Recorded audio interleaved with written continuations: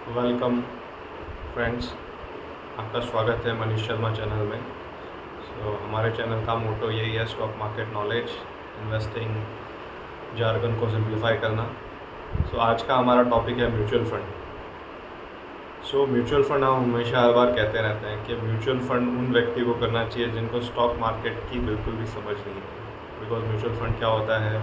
Mutual fund में fund manager shares लेता है हमारे बिहाफ पे, and fund manager are very expert. They know when to buy, when to sell. They are very expert in those transaction. They have many support team. They have analysts, they have research team, they have good knowledge of economics, because of which उनका जो outcome है, result है या बोल सकते हैं जो return है, वो एक रिटेल इन्वेस्टर से हमेशा बेटर बनता है। म्यूचुअल फंड में भी बहुत सारे टाइप होते हैं। जैसे हमने हमारे 2 दिन पहले वीडियो में डिस्कस किया था कि एक इंडेक्स फंड होता है जो कि इंडेक्स में इन्वेस्ट करता है, जो कि NSE, BSE, S&P 500 है। एक होता है एक्टिव फंड, जो हमने बताया था कि उनमें उनकी एक डेडिकेटेड टीम होती है जो रिसर्च करती है और ऐसे शेयरों को लेते हैं जो इंडेक्स में नहीं हो और इंडेक्स में हो सकते भी हैं। उनका मेन क्राइटेरिया ये होता है कि वो बेंचमार्क इंडेक्स से बेटर परफॉर्म करे। हमने फ्यूचर वैल्यू वाले फार्मूला में बताया था, अगर कोई इंडेक्स है हमको बेहतर रिटर्न दे सकता है, सो हमारा फ़ंड वैल्यू कितना बेहतर बन सकता है ना। और डायरेक्ट फंड या एक्टिव फंड में भी बहुत सारी कैटेगरीज है। लार्ज कैप फंड होते हैं जो कि जिनका मार्केट कैप ज़्यादा होता है, उन कंपनियों में इन्वेस्ट करते हैं।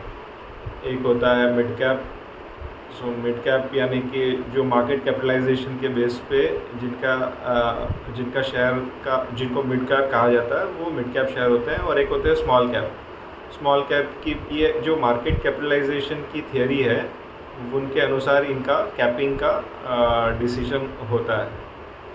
और एक होता है डेट फंड। डेट फंड होता है, डेट फंड इन्वेस्ट करते हैं गवर्नमेंट सिक्योरिटीज़ में, कमर्शियल डिपॉजिट में, डिबेंचर्स में। ये FD से बेटर परफॉर्म करे, ये एक इसका रीज़न होता है।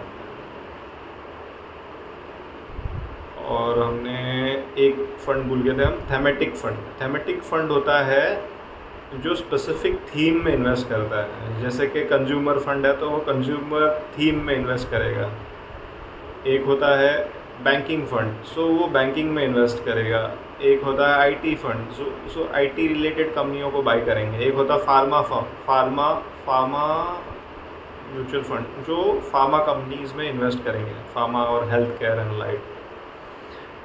थेमेटिक में बहुत सारे टाइप होते हैं। एक होता है थेमेटिक में MNC फंड, जो MNC कंपनियों में ओनली इन्वेस्ट करते हैं।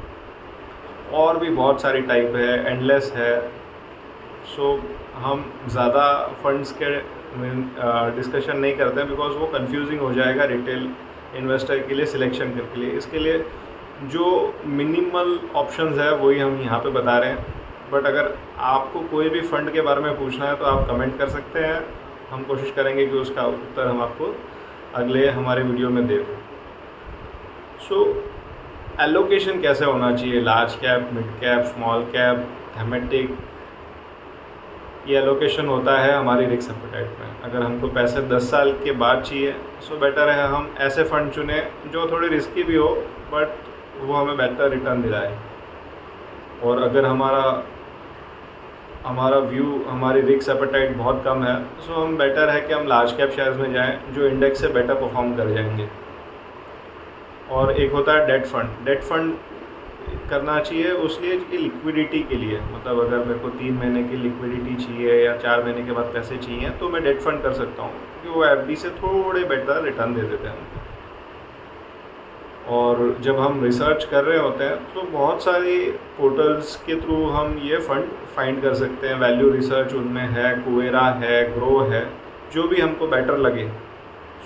हमको म्यूचुअल फंड जब रिसर्च करें तो हमको 2-4 पैरामीटर पे ज़्यादा गौर करना चाहिए। जो फ़ंड हम ले रहे हैं उस फंड को दूसरे पीयर कैसे परफॉर्म कर रहे हैं वो देखना चाहिए, उनका वॉल्यूम कितना है वो देखना चाहिए, एसेट अंडर मैनेजमेंट, कितना एसेट को वो मैनेज करते हैं वो देखना चाहिए।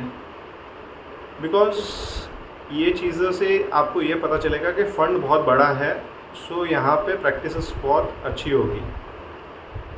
और मतलब other retail portion is also investing. And दूसरा होता है पोर्टफोलियो और टर्न अराउंड या चर्न रेशियो बोलते हैं हम उसको, यानी कि एक फ़ंड कितने शेयर्स लेते हैं साल में और कितने बेचते हैं, तो एक चर्न रेशियो होता है। तो जिस फंड का चर्न रेशियो 10% 20% से कम होता है, मतलब उन्होंने साल में 100 रुपीज़ की इन्वेंट्री खरीदी थी, उसमें सिर्फ 20% ही सेल किया। कोई फंड का 100% होता है, मतलब जो फंड आज ले रहे हैं वो साल के आखिर तक पूरे उन्होंने सेल कर दिए। तो हमको ऐसे म्यूचुअल फंड लेने चाहिए जिनमें वो चर्न रेशियो बहुत कम हो, पोर्टफोलियो टर्नओवर कम हो, बिकॉज हमारा फंडा वही कि अगर जितना एक्सपेंस कम होगा उतना रिटर्न अच्छा बनेगा। और थर्ड है एक्सपेंस रेशियो। एक्सपेंस रेशियो भी हमको ये इंश्योर करना चाहिए 1 से कम हो तो बहुत बेटर है, but expense ratio as a alone नहीं देख सकते। एक्सपेंस रेशियो हमको ग्रोथ के हिसाब से देखना पड़ेगा। कॉम्पिटिटर म्यूचुअल फंड जो पीयर म्यूचुअल फंड है वो उनके कंपेयर में कितना है। सो ये 2-4 क्राइटेरिया को हमको गौर करना चाहिए। और large cap, multi cap, flexi cap, बहुत सारे फंड हैं, बट जो सिंपल हम क्राइटेरिया जो म्यूचुअल फंड सिलेक्शन के लिए देखते हैं वो यही है कि हमको चर्न रेशियो को चेक करना चाहिए। हमारे जो फंड, हम म्यूचुअल फंड जो ले रहे हैं वो अपने पीयर के सामने कैसे परफॉर्म कर रहे हैं। हो सकता है कि जो हम म्यूचुअल फंड बाय कर रहे हैं वो शायद 3rd रैंकिंग में हो या 4th रैंकिंग में हो, वो मैटर नहीं करता है, बट उसकी चर्न रेशियो कम होनी चाहिए। और आप उसमें टॉप 10 होल्डिंग वो भी दिखाता है, वो भी देख लीजिए। और हो सके तो उसमें से अगर 2-4 शेयर आप screener.in में जाके देखेंगे तो आपको समझ में आएगा कि फ़ंड मैनेजर की स्ट्रेटजी क्या है। आज के वीडियो के लिए इतना ही। Thank you. और हमारे वीडियो को लाइक करें, शेयर करें, कमेंट करें। Thank you very much. Have a nice day.